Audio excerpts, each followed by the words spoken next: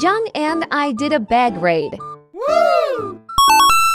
Hello! Ipa-plug-rate natin yung bag Dian. Yung bag niya, yun yung Teka sana. Hindi ko alam ang name ng kanyang bag, pero 1K daw to. Tapos lahat. May perfume. May oil pastel, dahil nag-arts kami kanina. Unahin na natin itong tumbler niya na mabilis umaubusan ng tubig. Baon na, panty ko lang manata ka rin na. Hindi niya ako bumili. Next, ruler. May plastic pa, kala mo di ginamit kanina. Pencil case. So, meron yung mga ballpen, markers, pencil case. Be careful with your iba't ibang color ng pen. Meron tayong notebook. Tingnan natin kung may lang. Ito SpongeBob.